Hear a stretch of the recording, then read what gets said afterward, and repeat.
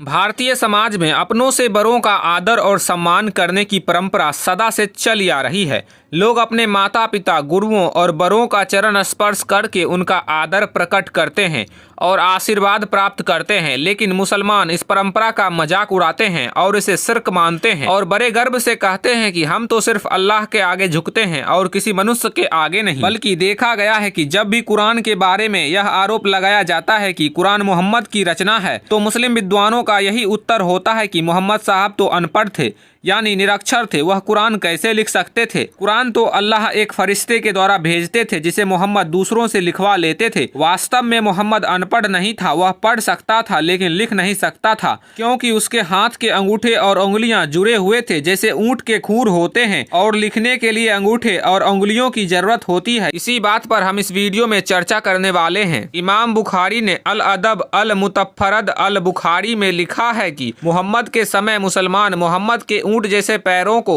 यानी खूरों को चूमते भी थे और उनके सामने झुकते भी थे। इसके सबूत में 4 हदीसें दी जा रही है। पहला हदीस, अल वजी इब्ने आमिर ने कहा कि हमें बुलाकर कहा गया कि देखो यह रसूल हैं। लोगों ने रसूल के हाथों को पकड़कर चूमा, फिर झुककर उनके पैरों को चूमा। रेफरेंस, अल अदाब अल मुफर्रद अल बुखारी बा इमाम बुखारी XDI ग्रीटिंग चैप्टर 445 हदीस नंबर 975। दूसरा हदीस, अब्दुर्रहमान इब्ने रजीन ने कहा कि जब मैं अल जुबदा नाम की जगह से गुजरा था तो मुझे सलाम इब्न अल अकवा ने सलाम किया और अपने दोनों हाथों को उठाकर मुझे दिखाया और बोला, देखो मैंने इन्हीं हाथों से रसूल के हाथों को पकड़कर उनसे बैयत की थी और उनके हाथों को और पैरों को चूमा था, लेकिन रसूल के हाथ और पैर ऊंट के खुरों जैसे चौड़े और सख्त हैं। रेफरेंस, अल अदाब अल मुफरद अल बुखारी बा इमाम बुखारी XDI ग्रीटिंग चैप्टर 445 हदीस नंबर 973। तीसरा हदीस, उम्मे आबान ने कहा कि उनके दादा ने बताया था कि जब वह रसूल से मिलने मदीना गए तो देखा कि लोग रसूल के पैरों को चूमने के लिए दौड़ पड़े। जब वह आगे बढ़े तो अल मुनीर अल असज ने थोड़ा रुकने को कहा।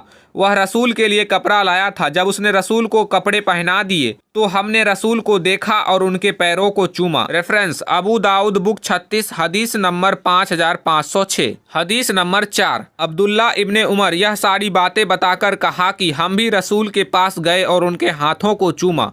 रेफरेंस, अबू दाऊद बुक 41 हदीस नंबर 5204। भारत में अक्सर बड़े लोगों के पैरों को चरण कमल कहा जाता है और माना जाता है कि जिस व्यक्ति के पैर कमल की तरह कोमल, नर्म, गुलाबी होते हैं उनमें दैवीय गुण अवश्य होते हैं। ऐसे चरणों का स्पर्श करने से गुण स्पर्श करने वाले में आ जाता है। लेकिन हदीस संख्या 2 के अनुसार मोहम्मद के पैर ऊंट के खुरों की तरह चौड़े, सख्त, भद्दे और कठोर थे, इसलिए मोहम्मद में पशुओं के लक्षण थे। यदि मुसलमान मोहम्मद के ऊंटों जैसे खुरों को झुक झुक कर चूम सकते हैं तो मुसलमान हिंदुओं के अपने महापुरुषों के चरण स्पर्श करने को बुरा बताकर निंदा क्यों करते हैं? क्या मोहम्मद साहब के पैर को चूमना शिर्क नहीं है? हम मुसलमानों को और मोहम्मद साहब को मुशरिक क्यों नहीं माने?